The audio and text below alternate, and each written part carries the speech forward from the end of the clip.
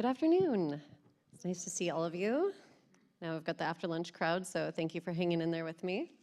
So today we are going to talk about the infrastructure of trust and how to tailor your engagement strategies to your different stakeholder groups. Could you raise your hand if you are disinterested in this topic? Okay, perfect. Everybody loves this topic. Great, glad I have your attention. Okay, perfect. So I wanted to touch on what we have heard so far. So back to the first day when we all first got here and had that welcome ceremony, the mayor shared that relationships built on trust become partnerships and partnerships become solutions. And I know we keep hearing iterations of that sentiment each day since. And then Conchita's niece shared for what do you raise your mast? And I think it's really important to always keep in mind like why you're doing the things that you're doing. So for me, oh, I get a platform because I am vertically challenged. Nice, thank you. So this is why I raise my mast. My stakeholders, my VIPs, it's important to me to grow, raise hopefully global citizens who are responsible and who are aware of the ocean and of maritime opportunities. And I keep hearing at different conferences the need to educate our youth about maritime career pathways, so I just bring my family along with me when I do these so that they learn, a job is something that you can have throughout your life, but nobody takes your career from you, and it's something that you're always building, similar to trust and partnerships. So this is my core comms team. There are more folks that work with me behind the scenes, so different specialties, but since today we're talking about stakeholder engagement, these are the folks behind me in the day-to-day. This is a brief overview of how we're going to work together over the next 40 minutes or so. So I'll share with you ways or strategies to engage, what that looks like, and how we're listening for the undertones. When we are engaging, we're listening for that hidden need that we're trying to solve from the stakeholders. And then we'll look at the infrastructure of trust framework. What are the actual steps that you can take to effectively build trust? And then we'll look at two distinct case studies to kind of ground that framework in reality. And then I hope there's time to make this effective for you, a small exercise where you could just jot down some notes on the notepad that you have in front of you.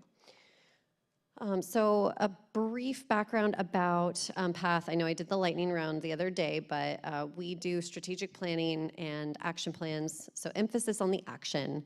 I think people like to work with us because we try to get things done, and if there's a good idea out there, we want to move it forward. We also do stakeholder engagement, do a lot of active hand-holding and bringing people together to have difficult conversations and to arrive at innovative ways forward. And we primarily serve ports and port adjacent. So our approach is really three parts: to create a plan, create action out of the plan, and then amplify the results. And I know I heard a few other speakers today talking about the impact or the importance of amplifying those results and making sure that you are communicating outwardly the progress that you're making when you are doing these great things. And sometimes that's what we're finding is that, somebody will be doing something amazing, but not everybody knows about it, or they're not digesting the information in the way that you're hoping to. Maybe you are communicating it in a few different ways, but somehow that information is still getting lost or dropped. So that's something that we focus on. A few strategies that we use are hands-on workshops. So to really get that face time, the eye contact, the blood flow, getting people to move around the room, setting goals. And a few new areas where we're finding a lot of success is the last couple of bullets, green corridors and roundtables. I should have put them as 1 and 2, honestly. But getting people together to have these critical conversations. And with green corridors, I know you've heard a bit about that, like Long Beach and LA have some, the Pacific Northwest, for example, I'm facilitating one with Cruise, but it's bringing stakeholders together to explore a really big challenge, like what fuel are we going to collectively use? How will we transport it and how will we use it and bunker it, et cetera. So those are a few tools to keep in mind as we move forward today through this session, and I share the case studies. Those are things to keep in mind. And now the essence of our session. So trust isn't really a soft outcome. It is infrastructure. And as we heard from our engineer friends today earlier, you have to plan, you have to maintain it, you have to inspect it, and you have to continually be doing these things to make sure that it is working. And I think trust is exactly like that. I don't think you can just have it and then say, all right, we're good. You have to really continue to engage. So you need to engage early, often, and always. So the ways we engage depend on who we're talking to. So of course you have your internal stakeholders and you have your external stakeholders. I have not broken down the internal stakeholder group, but you could break down any of these categories further, of course. External is kind of broken down into 2 through 6. And these might vary based on who you are, but this is generally what works well for ports. So I want you to keep that in mind as we go through this. Those would be that would guide how you're creating your tailored engagements based on what group you're talking to. Another analogy for us. So kind of like a bridge connecting you to your stakeholder, but we're not talking about just one bridge, right? Because you have multiple stakeholder groups. You are connecting with your community, you're connecting with your board, you're connecting with your political agencies. You're connecting with each of those groups. So you have a lot of bridges to inspect and maintain and maybe even build. Maybe you haven't connected with your stakeholders in a while and you need a new bridge. So this, I think, is kind of critical when you think about it in this way, that you need more frequent touch points. Here we go. Okay, so what's interesting, I think, is when you hear pushback from a stakeholder, it's usually aligned with an unmet need. So this could be an information gap, like they are not able to evaluate or digest what you're saying to them or what you're presenting to them. And this could be for a variety of reasons. Or it could be an uncertain outcome, like they don't know how this change or this whatever new thing is happening is going to impact them. Maybe there's fear involved, fear of change, fear of the unknown. Or personal stakes. We see this a lot with community groups. How will this affect me, my family, my livelihood, my job? So knowing that that pushback isn't necessarily, it's not a personal attack or an attack on you as your organization, it's really an unmet need. And a need is something that can be met. So I think it's kind of an exciting opportunity if you kind of reframe it when you approach that. So this is one way to look at a trust building framework. Listening first, and again, like engaging early, often and always. I think we've heard this echoing throughout the week together. Multiple people have said something similar, that it is so crucial to listen. And then I'm recommending the extra layer of listening between the lines to what is that unmet need. Then mapping out who are the stakeholders involved and where do they really fit in the decision-making process. We're going to talk about how to map the stakeholders in a little bit. And then translating the requests. So I'm sure you all have heard a variety of different feedback from different stakeholder groups, but identifying what those concerns actually mean, and then if there is an unmet need, kind of identifying that so then you can identify the right strategy and the right communication tool to reach them.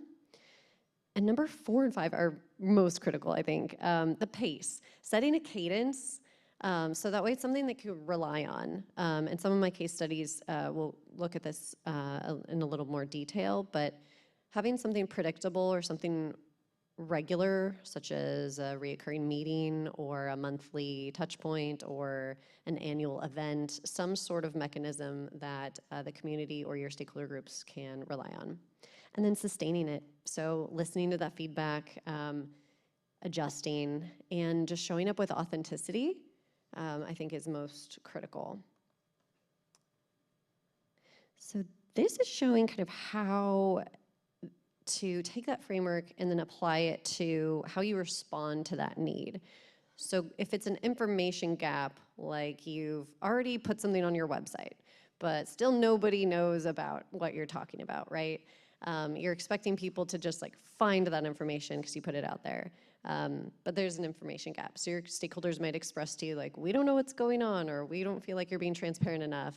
But you know that you have that information publicly available, yet there's this information gap. Both are truths, both are somebody's reality. So then that's an exciting opportunity to kind of pivot, try something innovative, and try to reach them in a different way. Translating and pace, you could study that uncertainty or that uncertain outcome.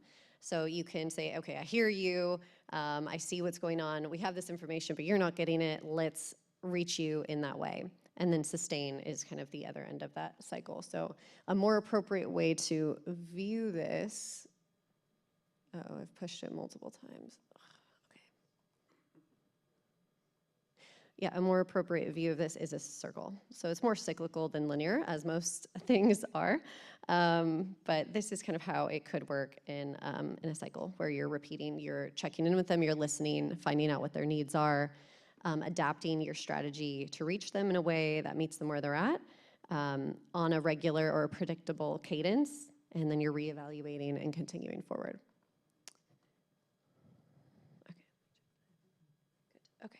So now we're going to look at case study 1. So this is a Texas port.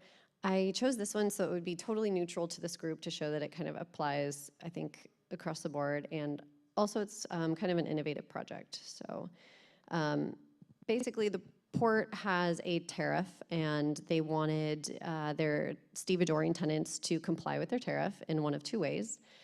Since the port itself is ISO 14001 certified, which means they have a robust environmental management program, and the tenants needed to either comply with this tariff by having ISO 14001 certification or submitting an annual report. The problem was everybody was submitting reports in vastly different formats with vastly different content, and it was very chaotic for the port to compare. It was not apples to apples. It was cucumbers and iceberg lettuce. It was very random. Some were an email and some were 6-page reports. So they wanted to find a way to standardize it. So immediately everyone kind of put their hands up and said, okay, this change is coming on. I'm feeling nervous and uncertain. What does this mean for me and my organization? Are you creating a giant administrative burden for me? What does this mean? But we anticipated that that would kind of happen. So how we approached the project was we created initially 2 early comms tools. So right when the project kicked off, we put together a fact sheet about the tariff and how they could comply, which was kind of business as usual, right? This is what is going on with the tariff, not a surprise to them. And then an initiative overview of, okay, hey, we're launching this new project. Here's what you can expect. Here's the duration of the project. And here's what you can anticipate to hear from us. So then we provided that to the stakeholders, so all of the stevedores, and then we did some strategic outreach. So we did full group sessions, like a virtual call, and then we did a series of one-on-ones to connect with each individual stevedore to hear from them directly about how has this reporting process gone for you, what do you like and dislike, what's challenging, what's easy, what are your operations like, what are your environmental goals? And then we did more full group exercises and an in-person workshop to work through everything together. So with all of that together, we had one common goal of arriving at a standardized reporting template. And we wanted to do this in partnership with the tenants so that they felt like it was something that they were a part of building. So we had that early stakeholder buy-in, and that it was actually truly going to make their lives easier, because that was our promise along the way. We're like, we're not gonna make an admin burden for you. Ideally, we're gonna make this easier. So that was the ideal outcome that we were aiming towards. So this is kind of a look at what some of those comms materials looked like, the initiative overview and the fact sheet, and then a new website landing page to package up that information differently too. And then the active engagement. So they had, I think they had around 10 stevedores in the beginning of the project, and then we got 2 new stevedores later in the project, so it kind of grew and we had to adjust. But I think what was really effective was the one-on-ones, because it felt like they felt supported and that the port was really trying to extend a hand to guide them through this process. So a little bit of change management support there. And then the workshop where everyone could work together collectively and say like, hey, this is what's going on at my port or my terminal and with my operations, and here's how we're overcoming that. Here's what we're putting in our report, and talk through those real nuances. And so that was really helpful. And then we had a sticky wall tool to help get our ideas off paper, out of our heads, and onto a wall, into a physical space where we could arrange them by theme.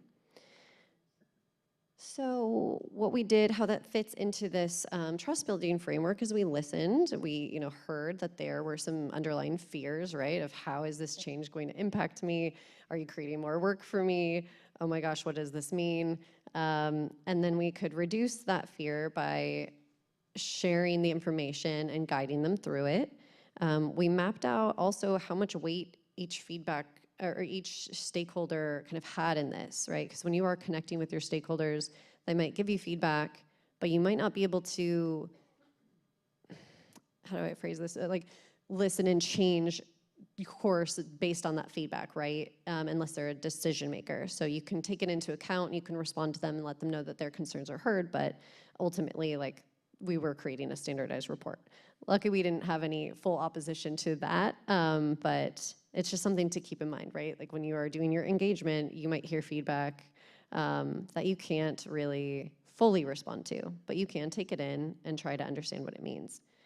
So we translated all their concern and fear of change and affirmed that we had a common goal of a less paperwork burden, an easier process, something that was easy to understand and predictable. So it was an annual report, and we wanted to make it something that could be easily replicated and even auto-populate with their information that carried over from the year before, so they didn't have to re-enter it each time.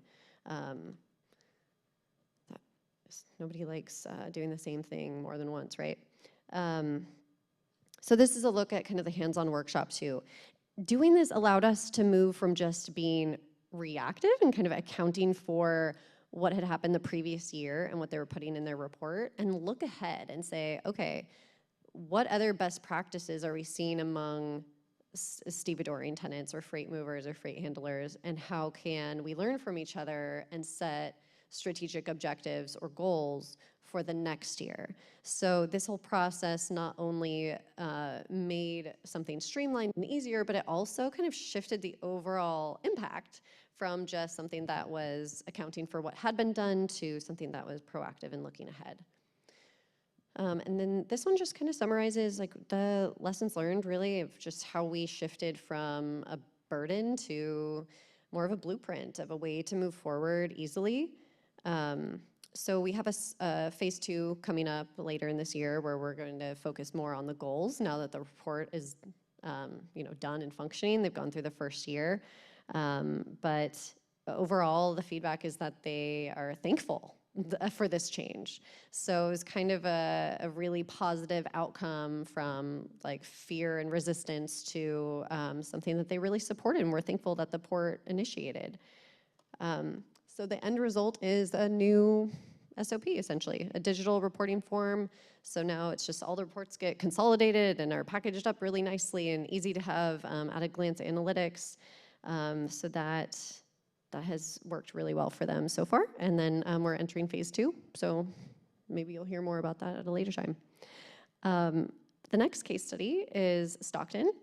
So we're going to take a look at a couple of their communication strategies and how they kind of turned charged up community opposition into support. A lot of their community is now kind of their strongest partners from all of the work that they've put in over time. So the port is situated in an AB 617 designated community, so that means it's a disadvantaged area with severe air quality or high asthma rates, things like that. So this shows the boundary of that community. So this means that they need to have kind of targeted efforts to improve the air quality in the area.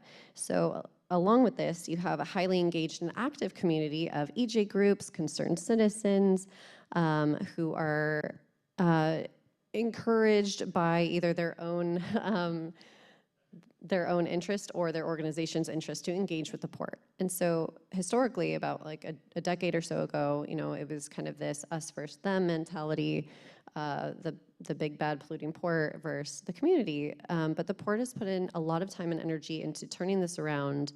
And as I shared earlier in the feedback or in the framework, when you're listening, sometimes folks are not seeing or digesting the information that you're presenting them. So that's going to kind of guide us through this journey of this case study. So for many of the community members, it was kind of a feeling of like life or death. And if you were at the last APP, Jeff kind of shared a little bit about that too, with a community member having asthma. And so they took it really seriously about the air quality, and they wanted the port to do more. So the next few slides are going to kind of show us how the port had put into play different strategies to improve the air and also communicate the results of those efforts. And one key note too is that if there isn't a venue for your stakeholder to give you feedback, everywhere becomes that venue. So some of this feedback was coming to them at board meetings where it was kind of an inappropriate venue or an inappropriate time in the planning process. So informing your stakeholder groups when and how is the appropriate time to give your feedback. So like with the CEQA and EPA phase, there is a period of time designated for that. And there's a proper way of doing it. So just helping to share that information with your community, that you're not trying to shut down their feedback, but you are trying to land it in an appropriate way. And sometimes you have to create a new comms channel for that to happen. So we'll look at that too.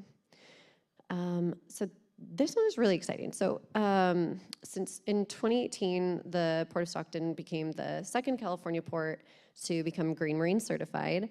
And they've been certified for 8 years in a row. And what's amazing about this program is that it gives a really clear roadmap for incremental annual improvements. And it also communicates externally that you have top-level commitment to making those environmental improvements over time.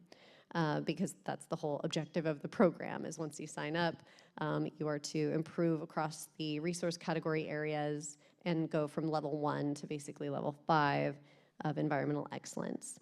So the port did this to kind of signal a few things, like a way to capture some of the programs they already had in place and to align with internationally recognized best practices, and then also to showcase to the community that they're an environmental leader and that they are passionate about being an environmental and community leader, and to showcasing that they're aligned with the best practices in place.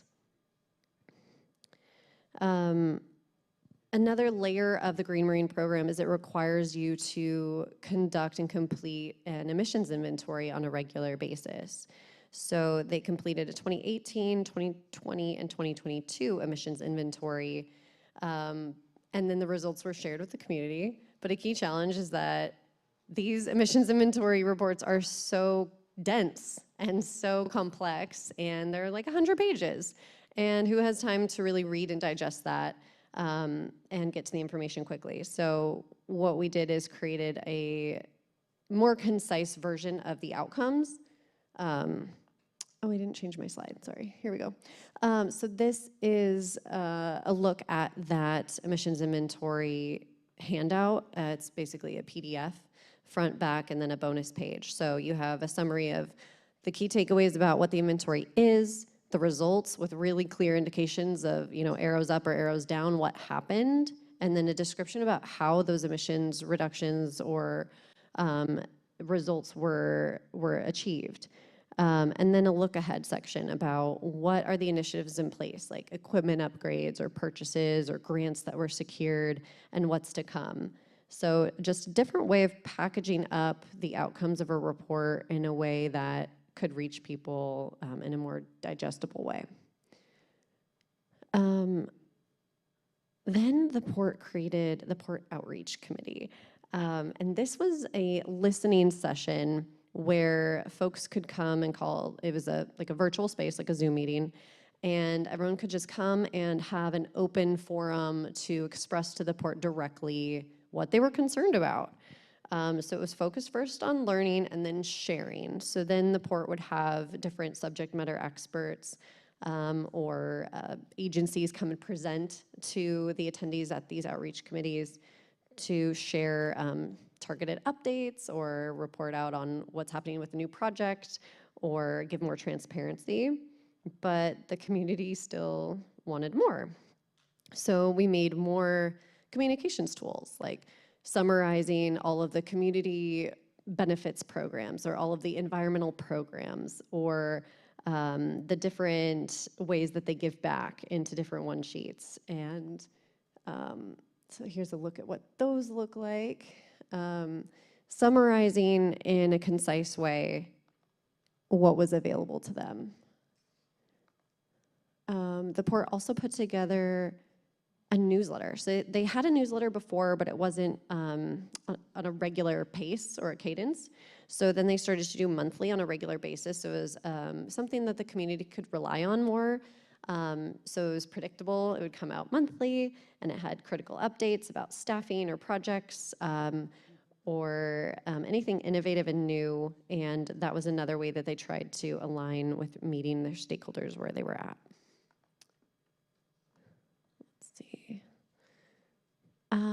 This is a slight pivot to a different stakeholder group. So I know we talked about the bridge earlier in our analogy, but the board also needs updates. So while they're not a community stakeholder, they're an internal stakeholder, but they still need their information packaged up in a different way, right? So showing more of progress made over the course of a year at a glance. How do you package up those incremental achievements and key wins over a longer period of time in a way that they can digest in 15 minutes. And that's definitely an ongoing challenge, but I think the key here is adjusting to what your feedback is from your stakeholder, trying something new and innovative, repackaging it in a different way, and then listening to the new set of feedback. And then jumping back to our community stakeholders, the port also created a different layer of trying to reach their community and have a different message about workforce development, and that this is a port of opportunity. This is a port for you that can lead to a career and possibly a wealth building tool or change your family tree trajectory, right? I know Port of Hueneme kind of leans into this type of messaging too, and with your stories about your interns kind of coming in and working with the port, Stockton has seen similar success, having folks go from intern to rising in their staff ranks, and it's been a really great success. So they have a K-12 program where they educate about the barn owls, and they'll dissect the owl pellets. Then they'll also present about the emissions reduction strategies and try to get folks interested in this new equipment because it all needs to be maintained, and that's a gap right now as well. And then something that really turned a corner, and I'll dig into this a little bit more, but one-on-one tours really made a big difference when the community, we had the POC meetings and the community wanted more. Jeff from the Port of Stockton started offering these one-on-one tours, basically, like inviting people out to see it in person, and really guided them through the operations, showed them the equipment, showed them the docks, the berths, and the operations. And I think that personal touch and the eye contact really humanized the experience for them. And it was a real pivotal moment to where that opposition turned into more of like an internal advocacy where they'd go back to their partners and share, oh, the port actually is doing a lot of good stuff, let me tell you about it. So I think that it seems like such a small thing, right? Like just showing somebody around, but I think that was actually something that made the biggest impact. Arguably, I mean, you could say that like everything matters, but if there's one thing that kind of really helped turn things around. Another thing with communications, right? So, okay, these numbers are economic impact statements, so like the by the numbers that the port puts out, and they're impressive, but how do you digest these numbers? Everyone, I digest numbers in a different way, right?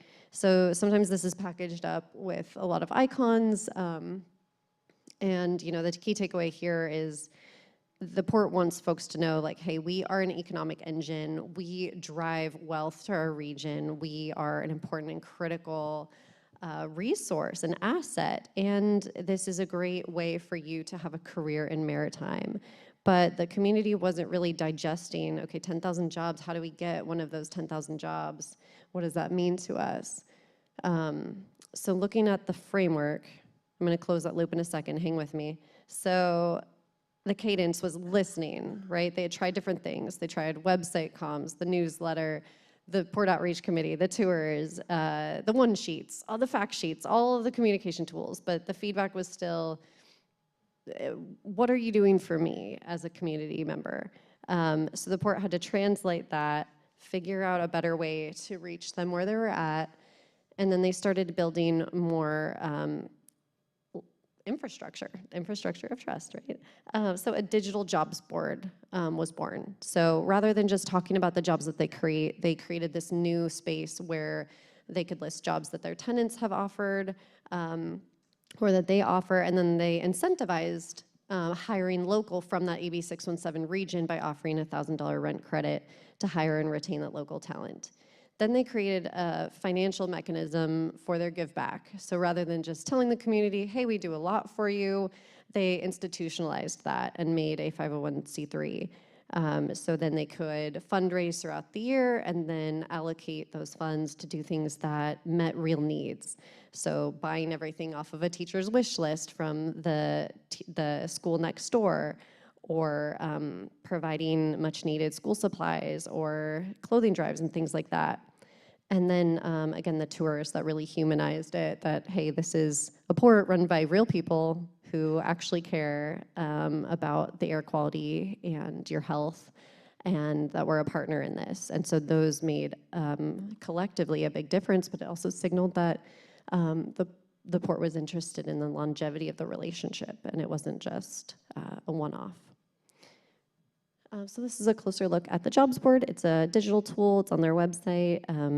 It's an award-winning project, but what's more important is that the feedback from the tenants and the people who use it are saying that it works. It works really well. It works better than things like Indeed or LinkedIn for getting local talent. So it's a win-win for the community, and it's a win-win for the port, and for the tenants. Bless you. And then this summarizes how they kind of shifted from the concerned opponents to informed advocates. So rather than, their board meetings getting filled up with people yelling at them, they now have folks who understand the port better and who are more informed because they met them where they were at. And the port isn't just something that's, creating emissions, and similar to what Wainimi said of like, yes, we are creating emissions, but there's also so much more that we offer you. I think there's more of that message has been digested, and more folks are seeing that the port is really an opportunity for them, and it is an important asset to have in their region and in their community. And that these programs that they've created are there for them, and there's a lot of engagement in these programs. So yeah, you don't really paint the trim before you set the foundation. Trust is something that I think it really is like that bridge analogy where you need to plan, maintain, and it doesn't go away. You have to always invest. So looking a little bit at a different stakeholder group now, rather than external, we're gonna look internal slightly. So getting the internal leadership team aligned, we created a 5-year strategic plan framework that summarizes their strategic objectives, their priority focus areas over a 5-year term. And this helped guide the decisions that are made and got cohesion across the team for forward alignment towards a common goal. And then we created something innovative where instead of having a plan that's just static, we're creating more of a portal. So all of the resources that are related to the plan are kind of located in this hub. So then it's also connected to an action plan that is more of an internal tool. But the action plan was, at first it started in a Word document, like typical action plans are, but then it started to just stagnate. So innovative, we put it back into Excel. And thought, okay, maybe this is a more concise way for everyone to manage it and make sure action is continuing to happen. But then it stagnated again. So we innovated And then we created this new space where it's a little bit more dynamic. We can have quarterly check-ins with the team, log it in real time, and have an at-a-glance status report of the progress being made. So a real way to kind of measure that incremental progress along the year. So you have a 5-year framework, and then you have a 1-year action plan, and you measure progress along the way. And the ultimate goal there was just to have a living scorecard, not a dusty plan. You know, and it was just shared from San Diego's presentation, that there's a lot of plans out there, right? But the importance of having a plan is that it's actually guiding your actions and that you are making progress towards what you put in your plan. So we're trying to constantly innovate and find a way to keep things moving forward. So now, let me just look at time. Okay. So now, how could you build your own micro roadmap? Everybody has a piece of paper on their table, I think, that the hotel has given us. So if you'd like to, you could map out your stakeholders, or you could think of at least 1 or 2 stakeholder groups and how they might fit into this grid. So you have on the different axes, high authority, low authority, high interest, and low interest. So like I was sharing with the first case study example, if you're receiving feedback from a stakeholder, it's weighted, right? Like they don't have ultimate decision-making authority necessarily, but maybe your internal leadership does, or your board does, or an agency does. So you have to think about like where that authority lies and how to situate that stakeholder group based on what you're talking about. So if you have a certain problem in mind or something that you're trying to overcome, or a project, you can think about those stakeholders, plot them in this grid, and then that helps you shape your strategy. So again, looking at the stakeholder categories, this breaks it down a little bit more, and it is kind of tailored more towards California ports, so it might not apply to you exactly, especially in the association category or regulatory category. But you get the gist. And then as you think about that stakeholder group, think about how you communicate with them, what you're talking to them about, how you're talking to them, and the avenue and the cadence of that communication. And then think about what feedback they've shared with you along the way, and can you identify if there is a hidden need.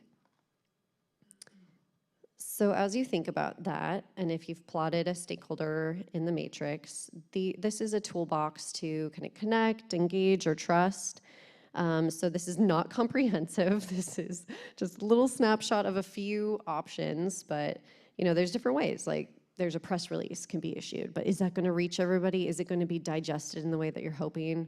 Putting something on your website, is that going to be enough? Probably not. Right? You need to have probably a more tailored way of reaching somebody. And again, like what I shared earlier, is we're seeing a lot of effectiveness in the green corridors, where folks are talking with specific stakeholder groups together with a common goal in mind, or a roundtable, getting diverse groups together in a similar way to discuss a difficult topic. But these are just some of the options and different ways that you can engage beyond the case studies that I shared. And then once you have clarity on who you're trying to talk to, how you're trying to communicate with them, and what tool you're gonna pull out of your toolbox, then you can create a goal around it of like, are we going to set up a new monthly meeting with this stakeholder group by this time? Or are we going to create a similar jobs board like Port of Stockton did at your port? What is the outcome you're trying to achieve? Thinking about that in a SMART framework, so that way it's specific, it's time-bound, you're addressing that hidden need. So an easy way to form a SMART goal is figuring out who will do what by when. And then that way it makes it pretty clear what needs to happen, and it's time-bound, so you have a little bit of accountability. And then this is just an optional thing you can think about. You could take a picture of it if you like, but really you're just looking at who is a stakeholder that has been reaching out to you with a challenge or a problem or concern, and how do you currently communicate with them, and can you identify what that hidden or unmet need is?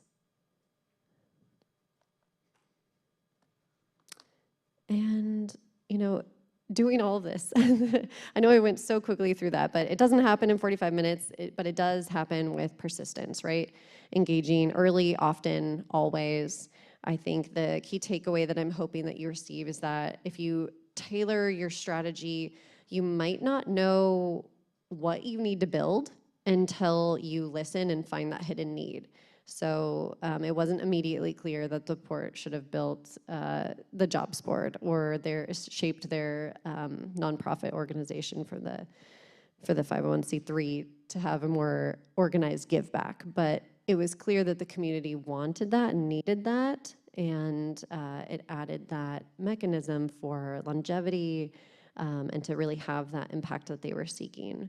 So if that answer isn't immediately obvious, I think that's part of the process, and that's okay. You just have to continue to listen, continue to innovate, and don't give up. And then find different ways of packaging up the messaging. Sometimes this is through video rather than through stagnant fact sheets and one sheets and things like that. So try to think outside of the box and find different innovative ways to connect. So if you're hearing from your stakeholders that they don't trust you, that's actually an invitation to connect. So it's certainly not the end, it's just the beginning. And good luck. Don't give up.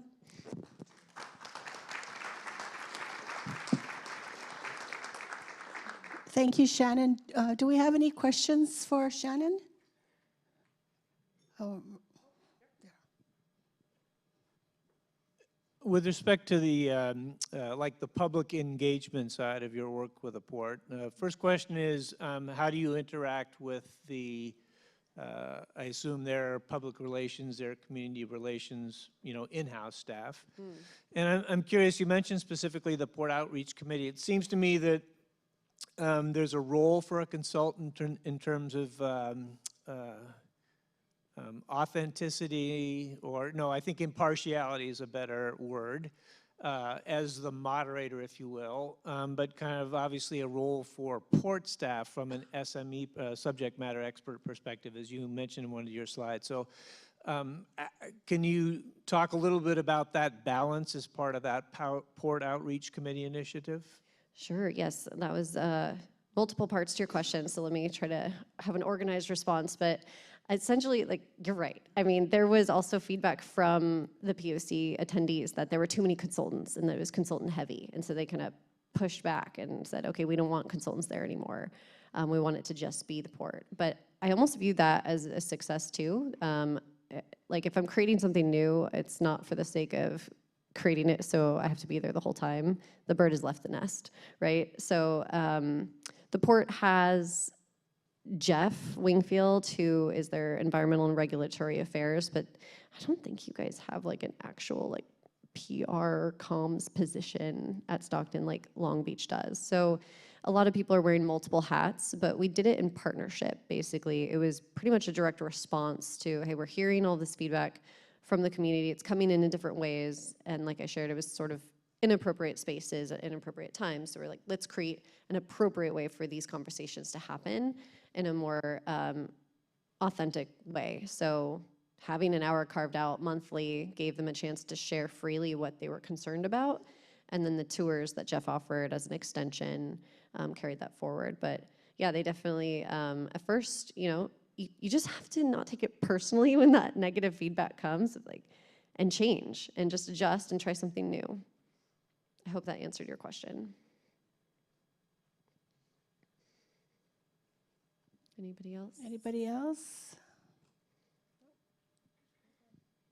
All right, so thank you, Shannon. Thank you.